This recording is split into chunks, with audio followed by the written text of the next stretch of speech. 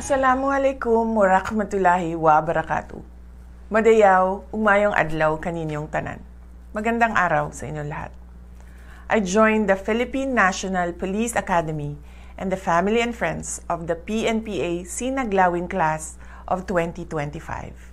Congratulations as you begin a life dedicated to serving the Filipinos and the country. Thank you for joining our brave men and women who, for choosing PNPA, have committed to enforcing laws and ensuring peace and order in our communities. You have chosen a path that is rough, demanding, and may even be extremely perilous.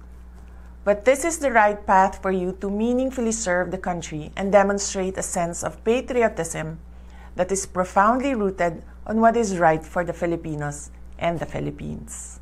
Sa inyong kagitingan at kahandaan na tunay na magsilbi, sana ay lagi ninyong piliin ang tama. Huwag sana ninyong hayaan na mabahiran ang inyong propesyon ng mali. Katulad ng pagkakanulo sa isang Pilipino ng kanyang kapwa Pilipino.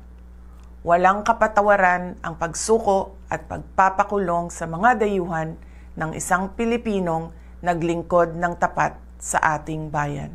As you fly, fight and win, you will be the patriots who will stand for the truth, die for what is right, and protect the nation from the corrupt, the power-hungry, and the ones who destroy our intrinsic Filipino values of prinsipyo at integridad. Just like those who completed this course before you, you are presented with a choice to become citizens who will uphold the interests of the Filipinos above all else. May you always be reminded of your courage and the incredible strength, will, and determination that made you the men and women that you are today. May you also be reminded that there will be no honor for those who will betray the interests of Filipinos and the country.